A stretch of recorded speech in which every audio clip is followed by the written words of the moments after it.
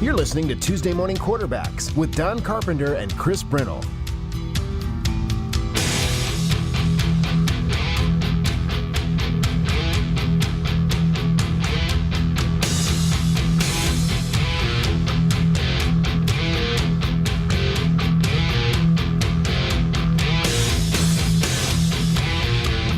News Talk 1270, KIML.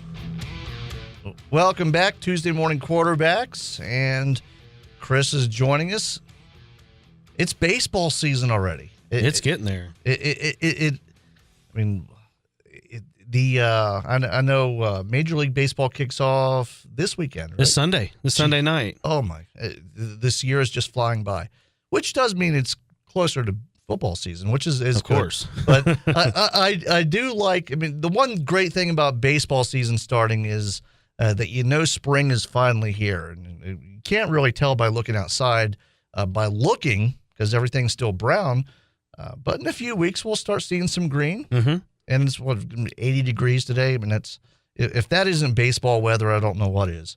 Oh, I know. We've been lucky, and so is the baseball team's been lucky as far as practice is concerned, because usually they're having to stay indoors because it's still snowing and all that. Oh, yeah. Now they're outside.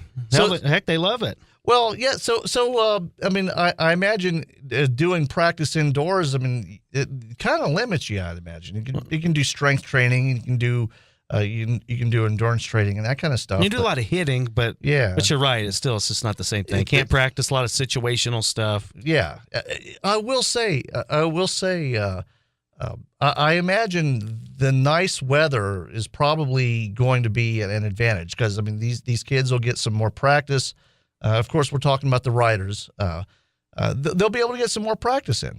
Of course. And actually, Nate Perleyberg was talking about that this week when I was chatting with him. He was talking about how lucky they've been with the nice weather, and they've been able to get outside and get some work in. Okay. Well, but I'm excited. I mean, this team, they start next Wednesday. It's 8 days away. I can't wait. They'll have a doubleheader against Rapid City Stevens at 5 and 7 next week. Of course, you can hear that right here on 1270 KIML. And then they have a couple of games over the weekend. One's on the road in Rapid, and then they have a game Sunday. So they'll be playing next week, Wednesday, Saturday, Sunday. And I did talk to Nate Perleyberg over the course of last week, towards the end of the week. And before we get into that interview, I just want to kind of go through. This team won the state championship last year. Very good baseball team. They're only losing 4 guys from that whole team. However, the way to look at it is they're losing their ace in Wyatt Estabrook. He went 11-3 last year, 1.36 ERA. Absolutely dominant last year with 11 wins. They're losing their 3 and 4 hitters in King and Rissler. Those guys were top 3 in RBIs for this ball club last year. They combined actually for 104 during the season, which is a ton of RBIs in this league. And so the number-wise, they're not having to replace a lot, but they're replacing a lot of production. Right. Now, talking to Coach Perleyberg, I think he thinks that they can, find the guys to replace the 3 and 4 hitter, find an ace. Tanner Roken, who wasn't the ace last year, he'll probably be the ace this year. Last year he was great. He went 8-3, 1.51 ERA. So things are looking good for the Rough Riders. And we just talked about how practice has gone so far with me and 10th-year Rough Rider manager Nate Perleyberg. Okay, let's check that out. In the middle of the infield, there is some competition. You'll have to replace a 2-year starter in Donahue. Who are some of the players competing for those spots? Yeah, we lose Donahue, who was a big part of our state championship run last year. He was really solid defensively down the stretch, and kind of brought a quiet leadership to our team and a certain toughness. So, we look at guys like that, and the same thing with Estabrook on the mound, losing guys like that, King at third base, and Rissler as a hitter, and Bradbury. I mean, you can't really replace them as individuals. So you just kind of have to be a team in a joint effort. And right now on paper it probably look like Ian Durgan and Josh Hughes and CJ Rhodes is competing out there for a spot, and Tyler Tennett's been a guy that's played a lot of second for us in the past. So we have guys definitely capable and guys that feel good about taking those spots. Now, on paper, your pitching staff looks to be very solid this coming up season. What are your thoughts on how the pitching has progressed throughout the offseason? Well, during the offseason, we try to give our guys a sufficient amount of rest. I think I think you can overdo it, and there's a lot of research out there, with all the Tommy John surgeries that, it's more likely to happen to guys that throw, 12 months out of the year. So we try to shut our guys down for about 3 months and really focus on, the weight training and conditioning aspect of it, and just kind of been back into throwing now for about a month. And, we got a lot of work to do. We like it on paper, but we're not super pleased yet with the results, which is fine because it's March, and we're really babying them and easing them into it, and really, trying to show them how the program works, because our pitching program is pretty in depth. How do you feel about how your team has progressed thus far? Well, we've been very fortunate with some nice weather, and been able to be outside about 90% of the time. So anytime you can get those reps outside, we'll take it in Wyoming. And, I just hope it doesn't jinx us and then start snowing or raining when we start playing games. But, early in the season, we like to try to get as many reps as we can, and being outdoors is just all the better if we can do that. Well, your team had an historic 2014 season, breaking 13 all-time pitching and hitting records, in addition to winning state as well. What are your thoughts regarding this year's team's potential? I think each team is, just kind of writes a story for itself, and we really aren't trying to compare ourselves to last year. Last year was a very, very special group, and the way it ended was very special and something I'll always remember. But we're on to 2015, and I think this team has as much potential as any team we've coached, and just looking forward to going through the first steps of it here with our practices and our games coming up. Now, you've mentioned in the past that you're a bit concerned about the depth along your pitching staff. Plus, you have to replace your ace in last year, Wyatt Estabrook, who was 11-3 a year ago. What are you seeing from your pitchers so far? We had a really good week last week. I was, a little concerned the first couple weeks just with, like you said, the depth and just the quality of arms. But, it takes some time for guys to really buy into what we're doing with our pitching. I mean, we really try to make that a focus of our program. We kind of revolve around our pitching, and getting guys on board with that is sometimes tough. It's it's much more fun to hit than to want to go pitch. So I think we've got guys who have established now what we want of that, and they're working hard to try to meet our requirements of what we're asking. You lost 4 players from a year ago, one being your ace, of course, and 2 of them being your 3 and 4 hitters. What are some of the big names emerging on this ball club that you've seen so far? We bring back, I think, 11 guys from last year, so our lineup should look pretty much the same as far as names. Obviously, Rizzler and King won't be in the middle, and then Donahue down towards 6 and 7 holes where he usually hits. So we've got some holes to replace, and we talk a lot about just doing it as a whole and not trying to have one guy go in and replace one guy. So I think we're going to have a lot more speed than maybe we've had in the past, and that'll kind of take the place of King and Rizzler. We might not have as much power, but we're going to have more speed, I think, than we've had in a whole lineup for a long time. And we're back live. So, Chris, this is your first season calling for the Riders. Have you done baseball before? Yes. Okay. I've done some baseball games. So, baseball is a little bit of an interesting sport to call, because there's the time between pitches and stuff. You really have to be prepared. You have to have the stats already and all that, especially with baseball, because it's such a statistics-based sport. How do you prepare for something like that? Baseball is much different than preparing for a football or basketball game. Preparing for football and basketball they're similar, but baseball is just kind of a whole different monster. It really just kind of depends on on what you have. I've called a lot of, college baseball is easy to call as far as preparation is concerned because you have all the numbers. I called a few high school games last year, and to get just all the information from all the coaches was difficult. Now, here in Wyoming, it doesn't seem like it's going to be that difficult because they have a whole website dedicated to it. In Oklahoma, they didn't. Yeah. So from that standpoint, baseball's different in the fact that it's less prep time before the game, but to me, it's the toughest sport to call just because you have to stay, within the order of everything. There's a ton of stats to keep track, and I don't like just throwing that stats out there. You have to do it at the right time and then the right moment. Right. So you have to know your stuff, but at the same time, sometimes it's difficult to stay within an order or something like that, especially at with kids this age. You're not at a college level, you're not at a pro level, so you're going to have less information to deal with. Although so far they've done a fantastic job getting me information already. So I can't wait. It's going to be exciting. And I will say that's the one good thing about Legion ball around here in Wyoming. They are very, very well organized, and they have a good facility. I mean, you'll be able to now. If I remember right, over at Lackey Stadium, there is a press box, right? Yes. So you'll be up in the press box, so you get a pretty good view of the field and everything.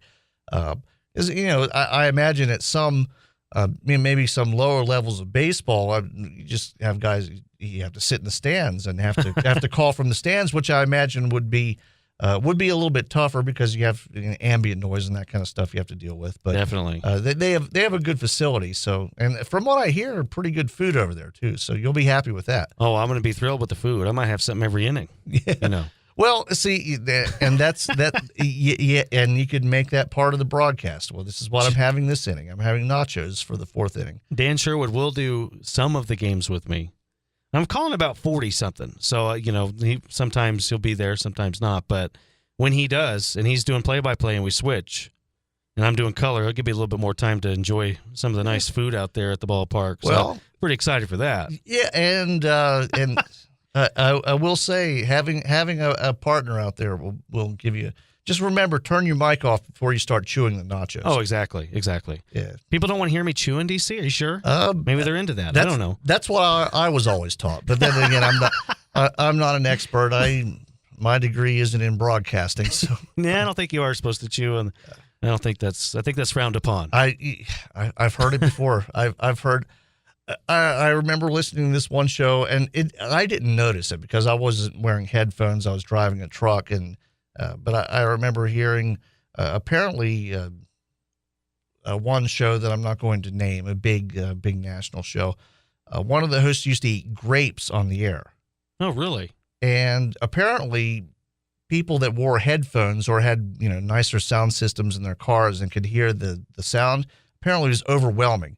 Like people would be talking and all you'd hear is this of a guy eating grapes.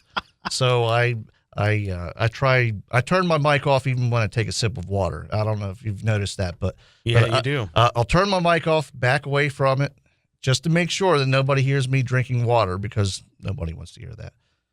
That's a good point. There was a host in Kansas City I used to listen to all the time, and I never noticed it, but he pointed it out one day. He eats Starburst sometimes on the air, and he pointed it out, and you couldn't hear his chewing.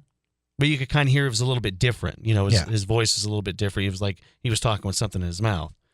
And he was just one day he's just like, the intern just got us some Starburst, so I'm enjoying. That could be the worst thing to eat on. I mean, that's what like, I was thinking. It's like chewing gum on the air. Yeah, which I'm doing right now. Well, see, you're very good at covering it up. I mean, I've seen Mike Francesa, of course, does a big sports show in New York. He might have the worst habits I've ever seen of any broadcaster.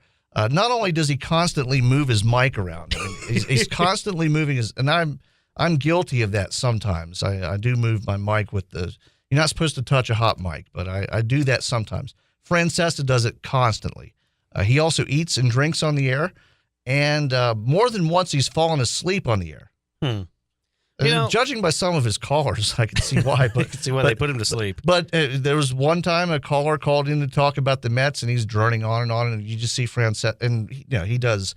They also broadcast on the YES network and the Yankees TV network. So you see him, he just nods off. He's dozing behind the mic. And I don't know how he got away with it. Wow. And then the caller finishes and he perks right up and goes right back to where he started. The broadcasting profession's gotten kind of lame over the years. We got guys eating Starburst And sleeping. and eating, sleeping, and drinking water. Back in the day, it was cigars and whiskey. Yeah. We're going to bring old school back. Well, I am glad they don't They can't hear you smoke on the air. I am glad they don't allow smoking in the studios. That would kind of bug me. Although, What about the whiskey? my old place, legendary broadcaster guy named Don Geronimo worked at my old station for a while, and he would talk right on top of the mic. I mean, he would literally, his lips would be touching the mic screen, and he drank a lot of coffee and smoked a lot when he was off the air.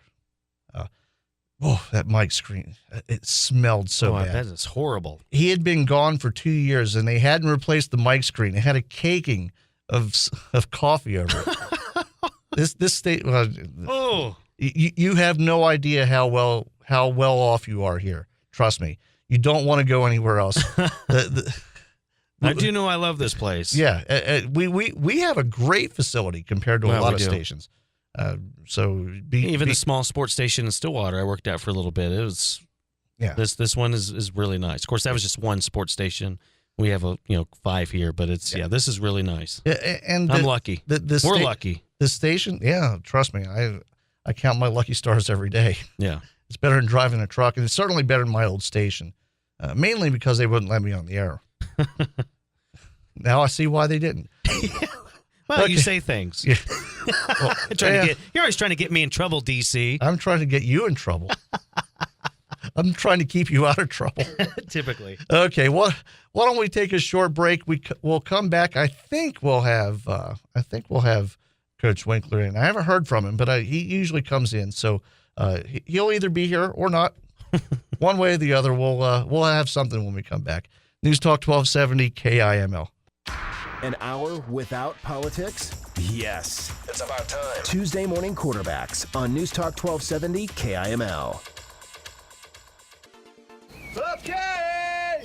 Game on! They score! Pay that man his money! What a game we got going. Lucic mashes Jones. Cry me a river. He scores! I'm a lead farmer!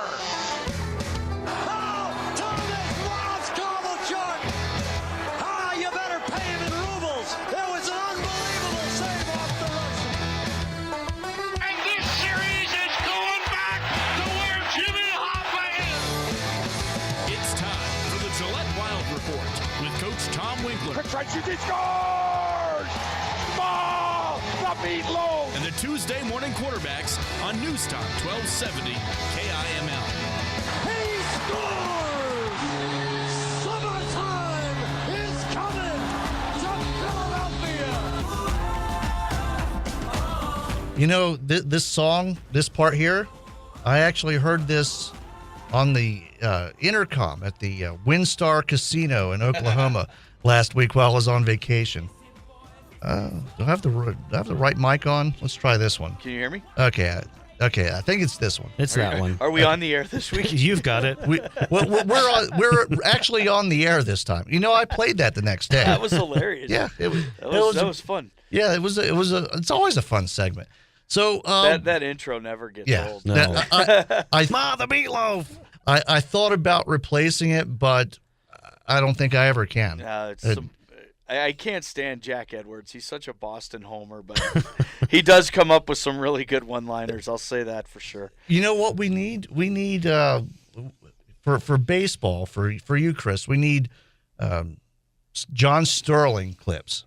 We do. John Sterling. I don't know if the Yankees guy. He has a name for every player, and back to back and belly to belly.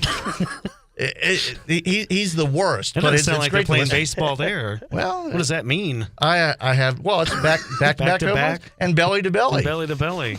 And you know what? You gotta Yankees win. You gotta tip your hat because I'm telling you, those guys a lot of times need to find things to talk about. Yeah. Oh yeah. Baseball is the ultimate game for useless statistics. This guy hits 350 on night games on artificial surf. I heard that one time. It's like, who thinks of this? But then it's like, okay, you got to fill 2.5 hours plus of talk time. You need to have useless stuff like that. When it's a full moon, this guy's been out via fly ball. It's 28 times. There's no more Harry Carey's, Mike Shannon's. Bob Uecker was pretty good, too. I don't know if he's still doing it for the Brewers, but good old Harry Doyle. You know, we were even talking about that right before he came in. It's just the continuation of what because I'm fascinated by play-by-play broadcasting and color commentary too. Sports broadcasting always fascinated me because I don't have, for one thing, I don't have the memory to memorize all the players and all that kind of stuff. Plus, something just doesn't work the same in my head. Where for instance, I watch a football game, I can watch a football game. I know what's going on. But I don't think I could ever call the plays just because it's something in my head. You know, maybe I'm just and it's these guys that you know, they can look at a roster and you think about the NFL. I mean, they have 65 guys on an active roster for game day. Is it, or what are they active? 53. So you got 106 guys that these announcers can tell you their numbers, their names. I mean, it's amazing. And I've done play-by-play and I've done color before for fast hockey and this and that, and it's difficult. I mean, color's a little easier because you're just kind of watching the game and adding a comment in here and there, or you know, they're doing this or that. But when you're actually really watching play-by-play and as chaotic and hectic as these sports are, it's everything happens so fast. It's really amazing what these guys can do and how easily it just flows. I mean, you watch these guys on these NHL broadcasts like Doc Emmerich, and I mean, he never misses a beat. Never misses a beat. It's pretty incredible. Well, and hockey is a tough sport to call because you have to call what you see on the screen. That's the one thing. That's the one thing I do know about television broadcasting, especially. You have to call what's going on the screen because that's what the viewer at home sees. And of course, hockey is a sport that is much easier to follow in person than it is on TV. And that's just and it's an unfortunate thing. I know, you know, they've tried all kinds of different things to make hockey easier to follow on TV, but and I know it's a cliche, but it's a much better sport live. Absolutely. And that's how you hook people on it. You get them to go to a game live, and then it's like, okay, then they watch it on TV, and they have a better understanding of what's going on. Well, and then conversely, football, I prefer to watch football on TV. It's just go to the live. I mean, I like the experience of being at a live game, right. But you can follow it. It's easier to follow. Yeah, I agree with that. Yeah, it's that's much true. Easier to follow on TV. And it's HD TV. You can see everything. I can enjoy. It's not $8.50 for a beer. Right. I can have a nice feast at home and enjoy some whiskey and watch the game. And if you're going to a Cowboys game, if you're doing in November, that, Chris, you're probably not watching much of the game. I can see you sleeping on the floor by the fourth quarter. Well, it depends. Is it a morning game or the afternoon game? Because that's a morning game. You don't watch afternoon games. Plus, my experiences from going to Cowboys games in Laramie. It's also not 20 degrees with a 40-mile-an-hour crosswind in my living room. Exactly. That game. That's a whole nother battle too. I mean, dome stadium, indoor stadiums versus playing in the elements. I mean, you know, it's again. You look at a place like Green Bay. I mean, what an awesome place to be in an environment and see a football game. But you know, for at least 4 of those games, you're going to be there and you're going to be in, you know, teens or sub-zero weather. You know, I remember watching outdoor football games when the St. Louis Cardinals were still an NFL team, and you know, in November and December, those games were absolutely frigid. And actually, the Rams' first season there, they played in Busch Stadium. Yeah, they were still playing in Busch Stadium that first season before the dome was built, and it was the same thing. It's like, whoa. And then you get in a dome, and it's like, oh wow, we can watch football inside now. But then it's like, man, you don't have the. Not the same. It's not the same. It's not the same for the team, but it is a much better experience. Yeah, I think so. And St. Louis, a lot of people don't really think about it because they think it's it's farther south, but that's a very hostile environment in the wintertime. It's like Chicago. Yeah, it's like Chicago. And it's right on the river, and you get more. They get more snow than we get here. Yeah, it's certainly. I wouldn't want to play outdoors in St. Louis in December. That's rough when you go to a game and you realize by the second quarter you're feeling your feet is done. Yeah. What would you know? You're having whiskey, so you're not even. It's too expensive at the games. No, I'm drinking water at the games. In the cushy press box at that.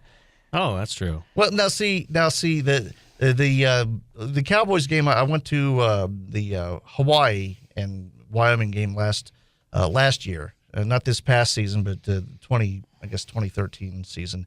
And it was they didn't bother playing defense. It was a 59-56 game. So during when the Cowboys were on defense, I'd just run off to the bathroom. They have these big, huge heaters in the bathroom. Perfect. I'd go warm up, go back out, watch them score, run back in, warm up again. So that's what you got to do. And that's one of the good things about hockey, though. I mean, it's a little chilly down by the ice, but it's at least you're indoors. Most buildings are climate controlled. Well, it's not that. It's certainly an easier environment. I don't know. I still think it would be like awesome to go to one of the the Winter Classic the first year they did it in Buffalo when it was. I mean, you're in Buffalo. I mean, yeah. They got snow blowers out getting the snow off the seats 2 hours before the game starts. I mean, that would just be. I think that would just be an unbelievable experience. And they're doing one in Denver next year. Denver, Colorado. I can't remember off the top of my head who Colorado's playing, but they're doing it might be Detroit, Detroit. In Coors Field, I think. So that'll be pretty cool. And I think, and I saw this somewhere, and this might be for next season or the season after. They're thinking about doing the Flyers and Penguins at Beaver Stadium in State College, Penn State Stadium. Oh, wow. 110,000 capacity. That would be, and between Flyers and Penguins fans, they'd probably be able to pack that place. Absolutely. That would be an amazing thing. Now, I don't know what it would be like watching from the upper rafters of a 110,000 seat stadium, though, watching a hockey game. You know what? It's probably difficult. I know they did the one in Michigan Stadium, the big house, and the same thing. But again, I think it's one of those deals where you know what? It's once in a life. You don't care, right? Yeah. You don't care. You're there for the game and the experience of it, and you just soak it all in and deal with it and enjoy it. I guess the only thing is and I know I'm biased here, and I'll probably ruffle feathers by saying this, but they got to start sharing the wealth with these Winter Classic games because you're putting the same teams in it over and over and over. Washington, Philadelphia, Pittsburgh. I mean, I completely understand the reason they're doing it is because of ratings and the superstar factor on those teams with Ovechkin and Crosby and Giroux and Boston when they've played in theirs. But, I mean, there's some other pretty good rivalries that you could throw out there. I mean, they've started to do it, expand on the West Coast, but, it'd be kind of cool. I think it'd be kind of cool if they can pull one off in L.A. They could certainly pull one off in Tampa.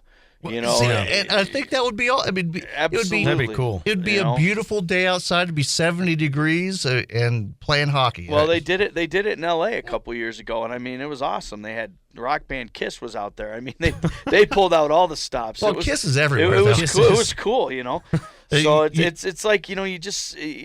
I guess it's again being a Midwestern guy with a little bit of bias towards a Midwestern team that it'd be nice to see. Somebody else, and even if they don't do the main, and I think they got to be careful with this too because they start to do these Stadium Series games and the Heritage Classic in Canada.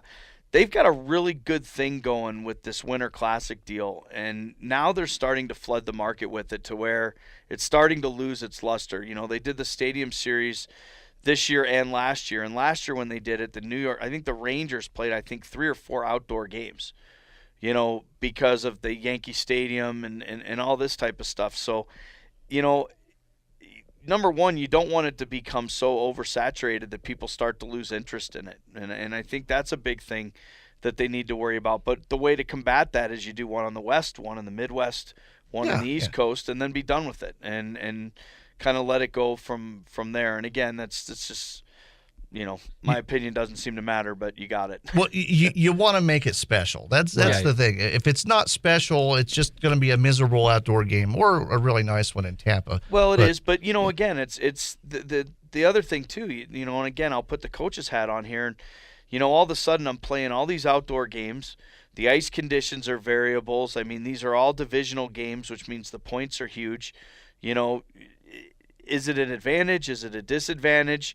If I'm playing 3 outdoor games, if I'm the Rangers and I'm playing 3 outdoor games, and then the Devils are only playing 1 in better conditions, and it comes down to a playoff race, do those points make, you know what I'm saying? I mean, I think at some point in time, it's like, okay, one is an event, and after that, it starts to become, again, you're oversaturating the market with it, and they got to be careful with it, because I think this is such a cool thing and it's a great thing, and I think they do it at a perfect time. They do it on New Year's Day, the middle of the day when there's not a whole lot going on, so the sport is actually people, and this is where you talk about hockey being tough to watch on TV, but if all of a sudden this is the marquee game, and you're not fighting with football or basketball or college basketball, and you have the spotlight and the market share for that day, you're going to captivate an audience, and you're going to get your casual fan or your occasional fan is going to watch those games. And you know what? Then all of a sudden maybe they decide to do a little more and go to some games live. And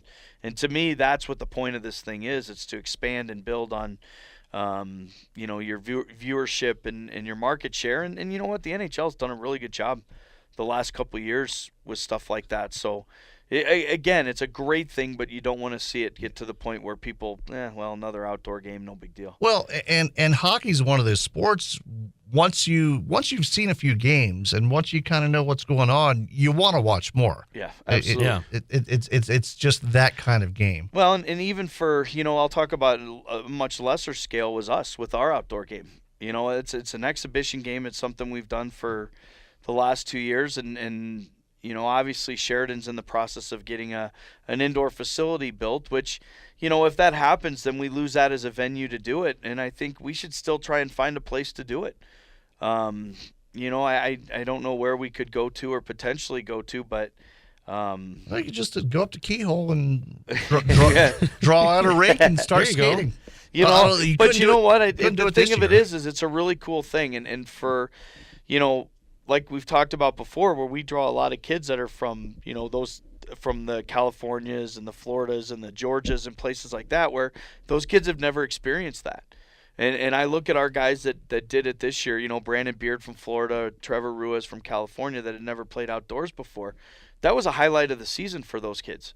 And the great thing about Sheridan is that it's close enough that our fan base could drive over and not be put out too much by it. And again, it really is. It's a cool thing. It's a throwback thing. And for the kids that never got the experience of playing outdoors or on ponds, it's close to that. And for the, even the local kids that have had the privilege, so to speak, of playing on these outdoor rinks and it's kind of a neat thing for them too, to be able to do it again. Because once you get to this level, you don't have that opportunity much. So, that's something that I really hope that we can keep going and build on. And I'd love to have Sheridan get their rink done as quickly as possible, because I'll be honest with you, if they get it done, the potential for a team in our league going into Sheridan is a huge possibility, which would just be awesome for rivalry and travel and things like that. So, there's a lot of positives with them getting a closed-in sheet. And the other, like I said, the one thing I hope is that we're able to keep this outdoor deal going, because it was a lot of fun. What would be a good mascot for the Sheridan? Do they have one? What's their high school mascot? Bronc. So it's not working. It would have to be something horse related. So it would. I don't know. Why would it have to be horse related? Well, I mean, it kind of related. Well, I guess it wouldn't have to be. It could be a cowboy or something. That's a good question. I was thinking Seahawks or something. Well, Sheridan Seahawks. It does have a ring to it. I will say that. The Sheridan Stars. Yeah. see that you have a ready-made logo. I'll make a call. We'll figure this out. You can't completely rip off the logo from the major team. Donnie, I think he might have had some whiskey for breakfast this morning. That's every day. He's kind of off on his own down there. So, what are we talking about? Oh, where am I? I'm like Francesa. I just completely. Hey, you know what? I got something really cool tonight. I'm doing this dessert tasting thing for. There's an event over at Wyoming Center tonight for I believe it's the school celebration, the Campbell County School District celebration, and finally found something right up my alley. I get to taste dessert. Hey, and you know what? I get to do it before dinner. Nice. I could see my poor mom rolling over in her grave. You're going to eat dessert before dinner? What are you doing? That would be my dinner. Well, I would have dinner before the dessert and then another dinner after the dessert. I'm never opposed to 2 dinners. I've done that on cruises before. On cruises and places like that, it's all inclusive. You just eat to eat. Eat. Yeah. I would have a pre-dinner at the buffet, then I would go to the dining room and have regular dinner. The warm-up dinner. I did. Because what they would do is at least the last cruise I was on, the buffet would serve the exact same thing as the dining room. So I would go up there, I would have one meal, then I would go down to the dining room and have another meal, and it was. On our honeymoon, we did that. We had the all-inclusive deal, and at like 3:30 in the morning, I woke up to go to the bathroom, and I'm like, you know what? I'm gonna go to the grill and have a cheeseburger at 3:30 in the morning because I can. Because that's great. That's the great thing about it. I mean, how much time do we have? Are we running out of time? We have about 30 seconds. Oh, well, I can't tell a quick story because it'll take a little. Save it for next week. All right. Okay. I'll have to write it down. Write it down. Write it down. We do have to get going, though. We'll see you next week, Coach. And Chris, we'll see you tomorrow. And I'll see everybody else 6 o'clock sharp. Stay tuned for Rush. The #1 talk show in Northeast Wyoming. Don Carpenter on News Talk 1270 KIML.